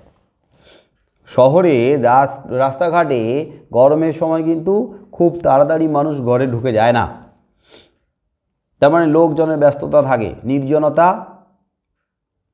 অনেকটা পরে কমে। আর শীতের রাতে 9টা মানে 10টা মানেই রাস্তাঘাট কিন্তু শুনশান, দরজা জানলা বন্ধ করে তাড়াতাড়ি মানুষ খেয়ে দিয়ে শুয়ে পড়ে, এটাই স্বাভাবিক। এবারে শীতের রাতে দুঃস্বপ্ন দেখে যখন ধড়বড় করে জেগে উঠছি, তখন বাইরের সেই কোলাহল বা বাইরের সেই ব্যস্ততাটা আমাদের কানে আসে না, চোখে পড়ে না, একটা নিস্তব্ধতা বেশি গ্রাস করে। আর এই নিস্তব্ধতার কারণে শীতের রাত্রের দুঃস্বপ্নটা অনেক বেশি ভীতিপ্রদ হয় তুলনায় গরমের সময় থেকে। তার মানে শীতের রাতে দুঃস্বপ্ন দেখে যদি জেগে ওঠার পরে দেখছো তুমি ঘেমে গেছো, তার মানে সেই দুঃস্বপ্নটা তার মানে অনেকখানি প্রভাব ফেলেছে তোমার উপরে, তাই তুমি শীতের ঠান্ডার মধ্যেও ঘেমে গেছো। তাহলে শীতের যে দুঃস্বপ্ন, ওই দুঃস্বপ্নের সঙ্গে রয়েছে ভয়, চরম ভয়। ওই দুঃস্বপ্নের রয়েছে কি? একাকিত্ব, নির্জনতা, নিঃসঙ্গতা, হতাশা, সবগুলো জড়িয়ে রয়েছে এবং সেটা গভীরভাবে জড়িয়ে রয়েছে। ধোঁয়ার বঙ্কিম নিঃশ্বাস ঘুরে ফিরে ঘরে আসে। ধোঁয়ার বঙ্কিম নিঃশ্বাস, আচ্ছা বঙ্কিম মানে কি?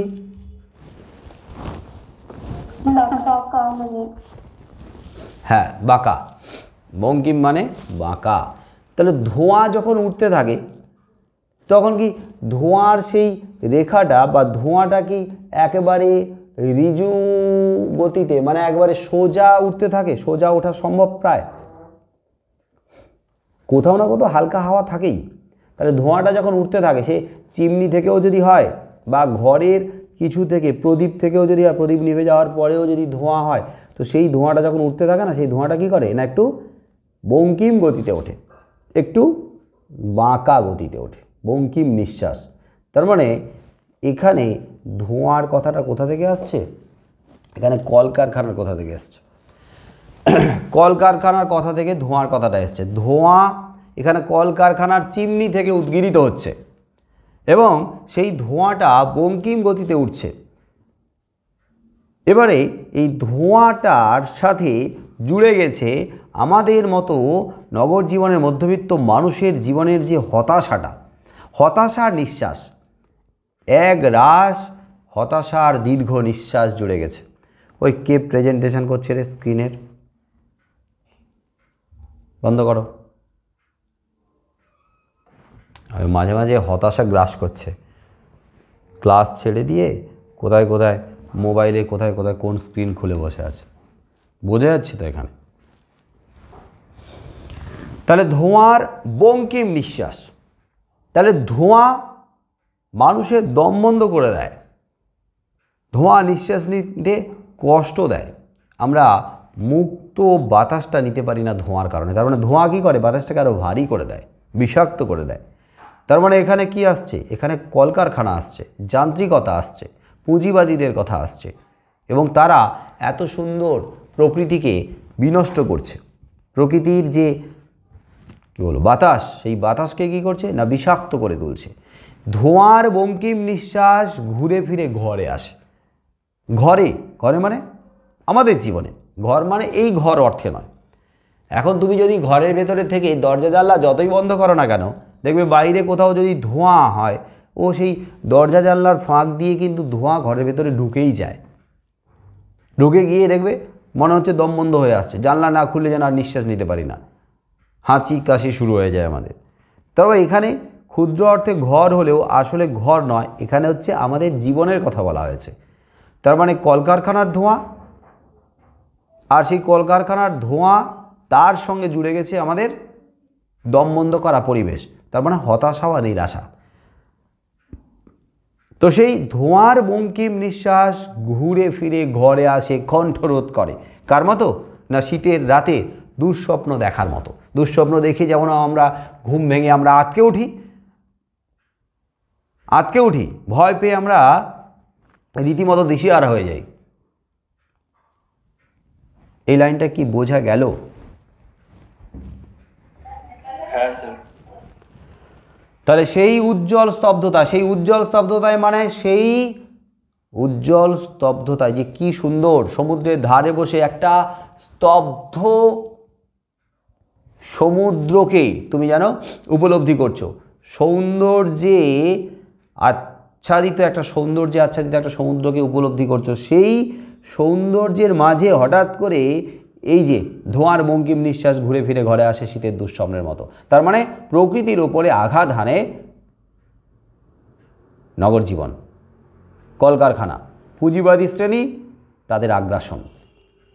তাহলে এই জায়গা থেকে এবারে হাঁপিয়ে উঠে কবি মন ছুটে যেতে চায় কোথায়, এই শহর জীবন থেকে, নগর জীবন থেকে, ওই যে মহুয়ার দেশ, যে মহুয়ার দেশ হচ্ছে মহুয়া গাছের ছায়ায় ছোটনাগপুর মালভূমি অঞ্চল, যেখানে মেঘের রাজ্য। কবি বলছেন অনেক অনেক দূরে আছে মেঘমদির মহুয়ার দেশ। অনেক, দুবার অনেক কথাটা আছে। যখন পড়বে, পড়ার উপরে নির্ভর করবে তুমি কতখানি দূরত্বটাকে অনুভব করছো। আমি যদি বলি অনেক অনেক দূরে আছে, তার মানে দূরত্বটা খুব বেশি মনে হলো না, কিন্তু পড়ো অনেক অনেক দূরে, মানে সেই দূরত্বটা আরও আরও আরও আরও, আর কল্পনায় দূরত্বটা তো অনেক হয়। তার মানে এই কলকাতা শহর থেকে অনেক দূরে সেই যে মহুয়ার দেশ রয়েছে, অনেক অনেক দূরে আছে মেঘমদির মহুয়ার দেশ। মেঘমদির মানে কি, কে বোঝাতে পারবে এটা? মেঘমদির মানে কি, মদির শব্দের অর্থ কি? মাদকাসক্ত। রাইট, মেঘমদির তার মানে মেঘের মাদকতায় আসক্ত। মেঘের মাদকতায় আসক্ত। এখানে মদ থেকে মাদকতা শব্দটা এসছে। মাদকতার মধ্যে রয়েছে কি, নেশা কথাটা থাকে, মানে নেশায় বিভোর হয়ে যাওয়া। মাদকতায় মানে নেশায় বিভোর হয়ে যাওয়া। ঠিক তেমনি মেঘের রাজ্য হলো এই মহুয়ার দেশ, কারণ এখানে পাহাড় পর্বত মালভূমিতে মেঘগুলো ছুঁয়ে যাচ্ছে, এবং সেই মেঘের মাদকতায় কবি নিজেও হারিয়ে যাচ্ছেন। পাহাড়ে বেড়াতে গেলে মেঘের সঙ্গে আমাদের সাক্ষাৎ হয়, পাহাড়ে বেড়াতে গিয়ে মেঘের সঙ্গে আমরা লুকোচুরি খেলা খেলি, পাহাড়ে বেড়াতে গিয়ে মেঘগুলোকে আমরা ধরি, মেঘগুলো আমাদেরকে ছুঁয়ে যায়। তাহলে মেঘের মধ্যে ডুবে যাওয়া, মেঘকে ছোঁয়া, মেঘের মাদকতায় নিজেদেরকে হারিয়ে দেওয়া, মানে মেঘের নেশা যেন আমাদেরকে আচ্ছন্ন করে। তাহলে কবি এই মেঘমদির মহুয়ার দেশের মেঘের মাদকতায় কেমন যেন নেশায় আচ্ছন্ন হয়ে গেছে। তবে শুধু মেঘের মাদকতায় নয়, মেঘের সাথে সাথে আর কার মাদকতা কবিকে নেশাগ্রস্ত করেছে না, মহুয়া গাছ, মহুয়া ফুলের মাদকতা, মহুয়া ফুলের সুবাস।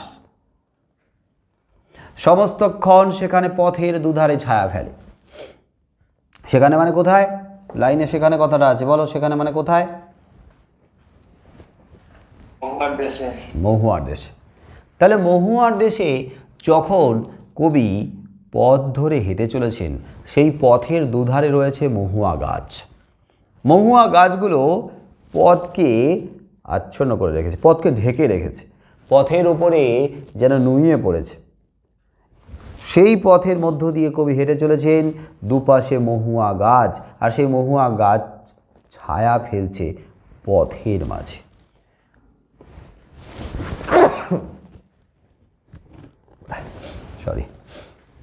তো সমস্তক্ষণ পথের দুধারে ছায়া ফেলে, দেবদারুর দীর্ঘ রহস্য। এবারে দেবদারু গাছের কথা এসছে। তবে এটা ঠিক যে এই সাঁওতাল পরগনা অঞ্চলে দেবদারুর গাছ থাকলেও দেবদারু গাছের সংখ্যা এখানে তুলনায় কম। দেবদারু গাছের সংখ্যা দেখবে শিলং অঞ্চলে বেশি রয়েছে। শিলং টিলং অঞ্চলে কিন্তু প্রচুর রয়েছে দেবদারু গাছ।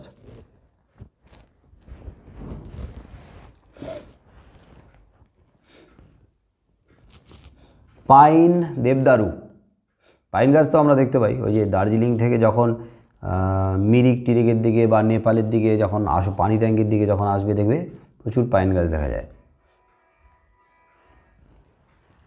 কি দেখা যায়? তো আমি বলছি দার্জিলিং থেকে যদি কেউ নেপালের দিক হয়ে ফিরে আসে, দেখবে প্রচুর পাইন গাছ দেখা যায়। দেবদারু গাছের সংখ্যা খুব কম, কিন্তু যখন কেউ আসাম হয়ে শিলংয়ের দিকে যাবে তখন দেখবে দেবদারু গাছ প্রচুর আছে। আর দেবদারু গাছের কাণ্ড কিন্তু দীর্ঘ হয়। এবারে যে অঞ্চলে দীর্ঘদেহী দীর্ঘ কাণ্ডের দেবদারুর জঙ্গল রয়েছে, সেই দেবদারুর জঙ্গলের মধ্যে যদি কেউ দাঁড়িয়ে থাকো, তাহলে একটা রহস্যময়তা গ্রাস করে। এমনিতেই দেখবে বড় বড় কাণ্ডের বৃক্ষ, তার জঙ্গলের মাঝে যদি আমরা দাঁড়িয়ে থাকি একা নিঃসঙ্গ অবস্থায়, দেখবে একটা রহস্যময় পরিবেশ আমাদের গা ছমছম করতে থাকে। তার মানে কবি দেবদারু গাছের দীর্ঘ রহস্য মানে কিন্তু দীর্ঘ রহস্য নয়, দেবদারু গাছের কাণ্ডটা দীর্ঘ, আর দীর্ঘ কাণ্ডের দেবদারু জঙ্গলের মাঝে দাঁড়িয়ে থাকলে যে রহস্যময়তা, সেই রহস্যময়তা কবির যেন রহস্যময়তাতে কবির গা কাঁটা দিচ্ছে। তাহলে একে মহুয়া গাছের ছায়া, তার সঙ্গে যুক্ত হয়েছে দেবদারু গাছের দীর্ঘ রহস্য মানে রহস্যময়তা, এবং সেই যে নির্জনতা, সেই যে রহস্যময়তা, সেই যে নিঃসঙ্গতা, নির্জনতা, সেই নির্জনতা বা নিঃসঙ্গতাকে পুরোপুরি স্থায়ী হতে দিচ্ছে না। কে স্থায়ী হতে দিচ্ছে না? পরের লাইন পড়ো, তাহলে বুঝতে পারবে। জঙ্গলের মধ্যে দেবদারুর দীর্ঘ রহস্য আর মহুয়া গাছের যে ছায়ায় একটা নিঃসঙ্গতা, নির্জনতা, সেই নির্জনতাকে স্থায়ী হতে দিচ্ছে না। মানে প্রকৃতির যে নির্জনতা, সেই নির্জনতাকে ভেঙে খান খান করে দিচ্ছে কে? দেখো, দূর সমুদ্রের দীর্ঘশ্বাস, সমুদ্র থেকে উঠে আসা দীর্ঘশ্বাস। আচ্ছা, সমুদ্র থেকে দীর্ঘশ্বাস কেন উঠে আসছে? সমুদ্র থেকে দীর্ঘশ্বাস কেন উঠে আসছে? কারণ সমুদ্র আজ বিপন্ন, সমুদ্রের সৌন্দর্য আজ বিপন্ন। কারণ এই পুঁজিবাদী শ্রেণী, এই যে বিদেশি ঔপনিবেশিক শোষক শ্রেণী, যারা কি করেছে, সমুদ্রের সৌন্দর্যকে তোলপাড় করে দিয়ে এই দেশের বুকে তারা পা রেখেছে। সারা সমুদ্রকে তারা করায়ত্ত করেছে, সারা সমুদ্রকে তারা কবজা করেছে। সমুদ্রের যে একটা নিস্তব্ধতা আছে, সমুদ্রের যে একটা সৌন্দর্য আছে, তারা তোলপাড় করে দিচ্ছে প্রতি মুহূর্তে। তার মানে বিদেশি শাসক যারা এই সমুদ্রকে নিজেদের পদাধীন করেছে, পায়ের তলায়, এবং সমুদ্রকে তোলপাড় করেছে বলে সমুদ্রের যে একটা সৌন্দর্য সেটা খান খান হয়েছে। সমুদ্র যেন, অর্থাৎ সমুদ্রের প্রকৃতি যেন আজ বাঁচার জন্য ছটফট করছে এবং তার থেকে উঠে আসছে বিপন্নতা, দীর্ঘশ্বাস উঠে আসছে। সেই দীর্ঘশ্বাস এসে আছড়ে পড়ছে কোথায় না, এই যে মহুয়ার দেশের নির্জনতা, নিঃসঙ্গতা, রহস্যময়তার মাঝে এখানকার নির্জনতাকেও, এখানকার রাত্রের নিঃসঙ্গতাকেও আলোড়িত করছে ওই সমুদ্র থেকে উঠে আসা দীর্ঘশ্বাস।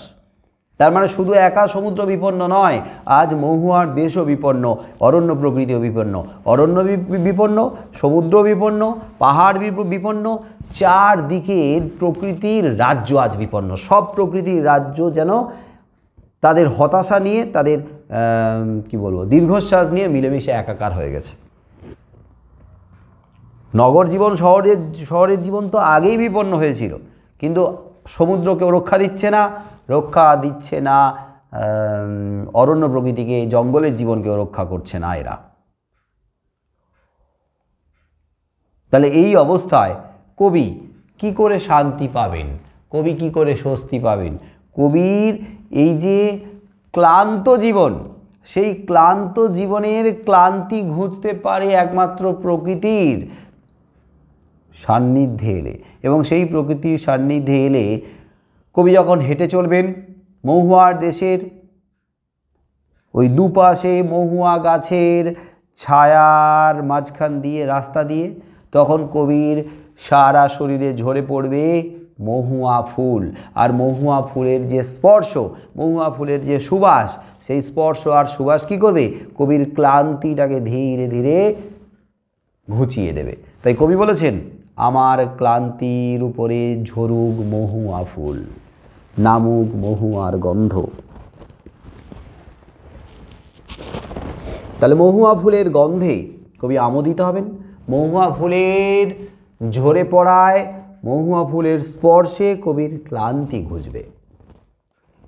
এবারে বলো, এই জায়গাতে দাঁড়িয়ে আমরাও তো নগর জীবনে ক্লান্ত হতে হতে মাঝে মাঝে সপ্তাহে অন্তর বা মাসে এক আধবার বা সারা বছরে দু একবার প্রকৃতির মাঝে ছুটে যাই না, ক্লান্তিটাকে ঘুচিয়ে দেওয়ার জন্য, আবার নতুন উদ্যমে কাজে যোগ দেওয়ার জন্য। আজকের কোভিড পরিস্থিতিতে আটকে গেছি, কিন্তু আমরা প্রত্যেক বছর কেউ না কেউ তো কোনো না কোনো দিকে বেরিয়ে পড়ি, প্রকৃতির মাঝে নিজেদেরকে হারিয়ে দেওয়ার জন্য বেরিয়ে পড়ি।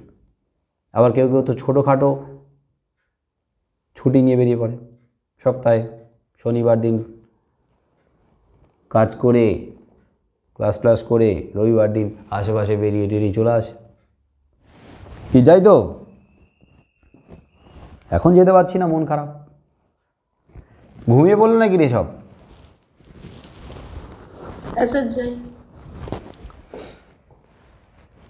এখন কি যেতে পারা যাচ্ছে?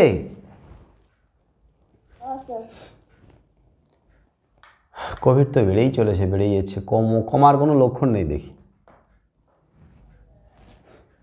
ভ্যাকসিন আসবে নাকি? খবর আছে কারোর কাছে তাড়াতাড়ি? হ্যাঁ, কারোর কাছে খবর আছে ভ্যাকসিন আসার? স্যার চলেই তো আসছে শুনছি। রাস্তায় আছে? হ্যাঁ মনে হয় স্যার, মনে হয় 2 মাস পর মনে হয় একদম ভালো মতো মনে হয় চলে আসবে। মানে জানুয়ারিতে, ওই খবর মনে হয় জানুয়ারিতে চলে আসবে। আশায় বাঁচে চাষা, আমরাও আশায় বেঁচে রয়েছি, আসবে 2 মাস পরে। যাই হোক, 2 মাস আমাদেরকে, স্যার হয়তো আসতে পারে। আমেরিকা মনে হয় করে নিয়েছে স্যার, এখন তো সেটাই শুনলাম। আগে আমেরিকা খাবে, তারপরে আমাদেরকে বাড়লে দেবে, বাড়তি হলে। হ্যাঁ স্যার। ঠিক আছে, ততদিনে 2 মাস নয় 2 বছর ঘুরে যাবে। 2 বছর আমাদেরকে বাঁচিয়ে রাখতে হবে, প্রাণপণ চেষ্টা করো লড়াই করার। এখন আমরা কবিতার দ্বিতীয় স্তবকে চলে যাই, 2 নম্বর। এখানে অসহ্য,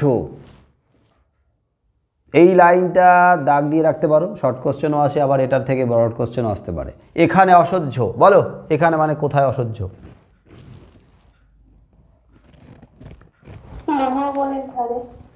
না মহুয়ার দেশে, না না না না না না, যন্ত্রচালিত। হ্যাঁ হ্যাঁ হ্যাঁ হ্যাঁ, এখানে অসহ্য মানে আমি বললাম যে কবি মহুয়ার দেশে কিন্তু বসে নেই, কবি বসে আছেন কোথায়?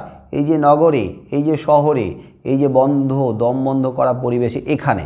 তো এখানে বসে থেকে তিনি স্মৃতির পথ ধরে পৌঁছে গেছেন। তো এখানে অসহ্য মানে কিন্তু মহুয়ার দেশ নয়, এখানে অসহ্য মানে এখন যে পরিবেশে কবি বসে রয়েছেন, অপেক্ষা করছেন, সেখানে হয়ে উঠেছে অসহ্য। এখানে অসহ্য নিবিড় অন্ধকারে মাঝে মাঝে শুনি। এই যে অসহ্যকর পরিবেশে থেকে নিবিড় অন্ধকারে ডুবে রয়েছে কবি, মানে নগর জীবনে নিবিড় অন্ধকারে ডুবে গিয়ে কবি কিন্তু এবারে কল্পনায় ভাবছেন, এবারে কিন্তু ভাবনার জগতে পৌঁছে গিয়ে ভাবছেন, মাঝে মাঝে শুনতে পাচ্ছেন তিনি। এখানে বসে থেকে এখানকার নিবিড় অন্ধকারে ডুবে গিয়ে এখানকার অসহ্যকর পরিবেশে ডুবে থেকে তিনি এবার শুনতে পাচ্ছেন। তার মানে কোথায় বসে শুনতে পাচ্ছেন বলো?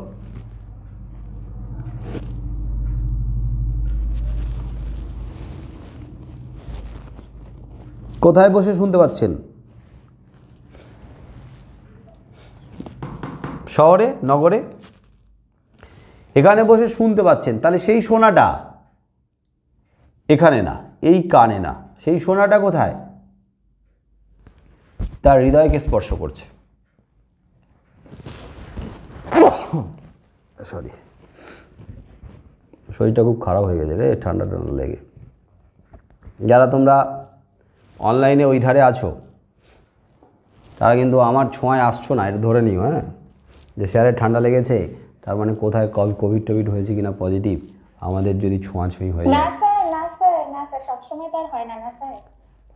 হ্যাঁ, তারপরে এখন তো হওয়ার কোনো স্কোপ নেই বলো, অনলাইনে কি আর করোনা যাবে? স্যার কালী পূজায় কমসে কম আমার বাড়িতে 4-5 জনের সর্দি কাশি হয়েছে স্যার, আমি তাদের পাশে ঘুরে ঘুরে বেড়াচ্ছি, আমার কোনো চাপ ছিল না স্যার। না, এটা আমার ঠান্ডাই লেগেছে, আমি অবেলায় 5টা সময় স্নান করেছি 2-4 দিন ধরে, ওই কারণে লেগে গেছে। অসহ্য এখানে অসহ্য নিবিড় অন্ধকারে মাঝে মাঝে শুনি, এ লাইনটাও দাগ দিয়ে রাখো, মাঝে মাঝে শুনি। কবি কী শোনেন? কিছু একটা শব্দ শুনছেন, দাম দুম দ্রাম দুম দাম করে একটা শব্দ হচ্ছে। কিসের শব্দ? কয়লা খনি থেকে একটা শব্দ উঠে আসছে। এই কয়লা খনি থেকে তাহলে কি কয়লা কাটার বলে না কয়লা ভাঙার বলে? কয়লা কি ভাঙে না কাটে, কি করে? খনি থেকে কয়লা কি ভেঙে তোলে না কয়লা কাটে? কয়লা ভাঙার শব্দ। কয়লা ভাঙে কি দিয়ে? কয়লা ভাঙে গাঁইতি। গাঁইতি জানো? গাঁইতি জানো? এই যে এরকম দেখো, এরকম, এই যে দেখো বোতলের মাথাটা দেখতে পাচ্ছ? আচ্ছা, এই যে বোতলের মাথাটা, এইটা গাঁইতিটা হচ্ছে এইরকম সরু একটা, কি বলবো, অনেকটা ধরো কোদালের মতো একটা কাঠের লম্বা দণ্ড আছে। এবারে গাঁইতিটা হচ্ছে এরকম লোহার এরকম একটা সরু অংশ থাকে, এদিকেও একটা সরু অংশ থাকে। এই গাঁইতি দিয়ে এরকমভাবে খুঁড়ে রাস্তা খুঁড়ে মাঝে মাঝে চোখে পড়তে পারে তোমাদের, দেখবে এরকম গাঁইতি নিয়ে রাস্তায় মেরে রাস্তার পিচ টিচগুলোকে খুঁড়ে তোলা হয়, গাঁইতি বলে। গাঁইতি, শাবল, তারপরে বেলচা দিয়ে কয়লাগুলোকে তুলে আবার ওই পাত্রে ভরে। তার মানে গাঁইতি দিয়ে কয়লা ভাঙার শব্দ, যাকে বলা হবে ধাতব শব্দ, ধাতুর শব্দ। তাহলে কি শোনা যাচ্ছে না, মহুয়া বনের ধারে কয়লা খনির গভীর থেকে উঠে আসছে শব্দ। শব্দটা কি? বিরাট, বিশাল, প্রচণ্ড অর্থে বিশাল শব্দ। তার মানে কয়লা ভাঙার শব্দ, ধাতব আওয়াজ। তার মানে জঙ্গলকে ছাড়েনি, জঙ্গলের পরিবেশকে খান করে দিয়েছে। আর এখানকার মানুষ সহজ সরল মানুষ না, এখানকার মানুষকে কি করা হয়েছে? ভুল বোঝানো হয়েছে, টোপ দেওয়া হয়েছে যে তোমাদের ছেলেমেয়েরা ভালো শিক্ষা পাবে, সুস্বাস্থ্য পাবে, চাকরি পাবে এই কলকারখানাতে, এবং তারা আরাম স্বাচ্ছন্দ্যে থাকতে পারবে।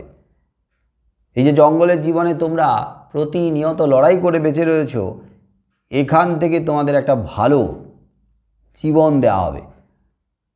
তো এক তো ভয় দেখিয়ে, পুঁজিবাদীরা ভয় দেখিয়ে জঙ্গলের জীবনে এদের জীবনকে অশান্ত করেছে, কখনো আবার ওই যে টোপ দিয়ে করেছে, কখনো বঞ্চিত করেছে।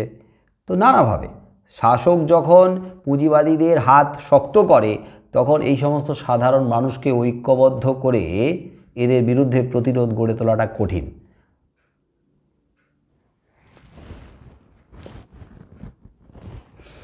মহুয়া বনের ধারে কয়লার খনির গভীর বিশাল শব্দ, আর শিশিরে ভেজা সবুজ সকালে অবসন্ন মানুষের শরীরে দেখি ধুলোর কলঙ্ক। সারা রাত ধরে ওই কয়লা খনির ভেতরে ওই আদিবাসী সম্প্রদায়ের মানুষগুলো, মানে ওই সহজ সরল মানুষগুলো কী করেছে, কয়লা ভাঙার কাজ করেছে। তাহলে সারা রাত ধরে যদি কয়লা কাটে, কয়লা ভাঙে, তাহলে তাদের শরীরে একটা ধুলোর আস্তরণ জমবে। সেই ধুলোর আস্তরণটা কী রঙের হবে? কী রঙের হবে? ধূসর। ধূসর হবে, কালো হবে। কয়লা খনির আবরণ না, কয়লা খনির ধুলোর, তাহলে কালো হবে, ধূসর হবে। তাহলে শিশিরে ভেজা সবুজ সকাল, প্রকৃতির নিয়মে শরৎ আসছে, হেমন্ত আসছে, শরৎ আসছে, শিশির পড়ছে, ঘাসের আগায় শিশির বিন্দু জমে রয়েছে।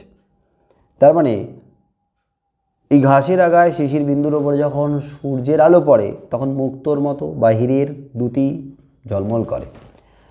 কিন্তু যে মানুষগুলো এতদিন সেই ঘাসের আগায় শিশির বিন্দুর সৌন্দর্য দেখে দিন কাটাতো, যাদের দিন শুরু হতো, সেই মানুষগুলো সারা শরীরে ক্লান্তি, তার মানে মনেও ক্লান্তি। সারা রাত ধরে কাজ করে যে ঘুমহীন চোখগুলো তাদের ঢুলছে, শরীরটা ক্লান্ত, তাদের মনের মধ্যে সৌন্দর্য বোধ থাকার কথাই নয়, বরং যান্ত্রিকতাটাই থাকার কথা। তারা যখন কয়লা খনি থেকে উঠে আসছে আর হেঁটে হেঁটে যাচ্ছে এই সবুজ সকালে শিশির ভেজা ঘাসে, তখন তাদের পা ভিজে যাচ্ছে শিশিরে। কিন্তু ওই যে শিশির পা ভিজিয়ে দিচ্ছে, পায়ের ওপরে কোনো পেলবো যে স্পর্শ, কোমল স্পর্শ, সেই স্পর্শ কিন্তু দিতে পারে না। বলো ঠিক বললাম কি না? তোমাদের মন যদি কঠিন হয়ে যায়, মনের মধ্যে যদি দ্বন্দ্ব চলতে থাকে, মন যদি যান্ত্রিক হয়ে যায়, মন যদি দিন আনা দিন খাওয়ার কথা ভাবতে থাকে, তাহলে যতই আশেপাশে রোমান্টিক সৌন্দর্য ছড়িয়ে থাকুক না কেন, সেই সৌন্দর্য কি তোমাদের মনটাকে আরও রোমান্টিক করবে না করার কথা? মন তো তোমার রোমান্টিক অবস্থায় নেই। স্যার করবে না, করবে না, কারণ মনের যে রোমান্টিকতাকে আচ্ছন্ন করে দিয়েছে বাইরের বাস্তবতা, বাইরের যান্ত্রিকতা। তো এই মানুষগুলোর শরীর ক্লান্ত, ঘুমে চোখ ঢুলছে এবং মানুষগুলো যান্ত্রিক হয়ে গেছে। তাহলে সারা রাত ধরে ক্লান্ত শরীরে যখন উঠে আসছে, শিশির ভেজা সবুজ সকালে যখন তাদের পা ভিজে যাচ্ছে, সেই পাগুলো ভিজছে ঠিকই, কিন্তু পায়ের উপরে আলতো যে স্পর্শ, সেই স্পর্শ তাদের মনকে ছুঁতে পারছে না। অবসন্ন মানুষের শরীরে দেখা যাচ্ছে ধুলোর কলঙ্ক। তার মানে কিসের ধুলো? না কয়লার ধুলো। কলঙ্ক কেন বলেছে? কালো, তাই কয়লার ধুলোর কলঙ্ক মানে কালো আস্তরণ তাদের সারা শরীরে। ঘুমহীন তাদের চোখে হানা দেয়, তাদের চোখে সারা রাত ঘুম নেই, তাহলে ঘুমহীন সেই মানুষগুলোর চোখে হানা দিচ্ছে। স্বপ্ন নয়, হানা দিচ্ছে কি না? দুঃস্বপ্ন। কিন্তু সেই দুঃস্বপ্নটা কবির প্রশ্ন, কিসের ক্লান্ত দুঃস্বপ্ন? একটা ক্লান্তির, একাকিত্বের, নিঃসঙ্গতার, অস্তিত্ব সংকটের দুঃস্বপ্ন হানা দিচ্ছে। আদৌ তারা টিকে থাকতে পারবে কিনা, আদৌ তারা বেঁচে থাকতে পারবে কিনা, ওই দুঃস্বপ্ন তাদেরকে কুরে কুরে খাচ্ছে, তাদেরকে তাড়া করে বেড়াচ্ছে। তাই বলছে তাদের ঘুমহীন চোখে হানা দেয় কিসের দুঃস্বপ্ন? তার মানে একটা দুঃস্বপ্ন হানা দেয়, তবে সেই দুঃস্বপ্নটা ক্লান্তির। তবে সেই ক্লান্তির সাথে সাথে কিসের দুঃস্বপ্ন হবে? না বিপন্নতার, অস্তিত্ব সংকটের দুঃস্বপ্ন হানা দেয়।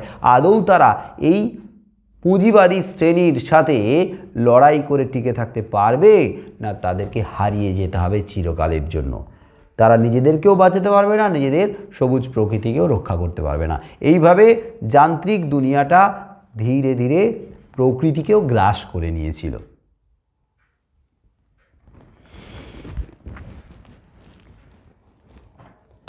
যাই হোক, মোটামুটি বোঝা গেছে। এবার তোমরা এই ভিডিওটা পারলে কালকে আমি যখন আপলোড করে দেবো ওটা আবার দেখবে, আর লাইনগুলো ধরে ধরে পড়বে, সহায়িকার একটু হেল্প নেবে। আমার মনে হয় আর খুব একটা অসুবিধা থাকবে না। তারপরে এখানকার যে লাইনগুলো থেকে শর্ট প্রশ্ন হবে সেগুলো আমি কালকে দিয়ে দেবো, তোমাদের পাঠিয়ে দেবো। সেগুলোর উত্তর তোমরা রেডি করে নেবে, তাহলে এখান থেকে আর কোনো সমস্যা থাকবে না।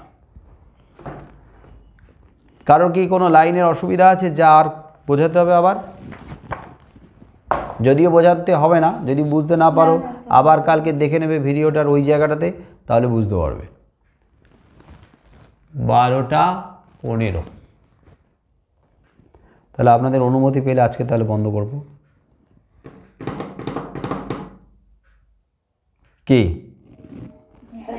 হ্যাঁ, তাহলে গুড নাইট, শুভরাত্রি, টাটা। শুভরাত্রি স্যার। হ্যাঁ, শুভরাত্রি। এই যে শুভরাত্রি গুড নাইট শুনলেও মনটা ভালো হয়, রাতে ভালো ঘুমও হয়। Good night sir. Good night sir. Good night, good night. Good night, good night, good night, good night, good night. Bye sir. Bye bye by.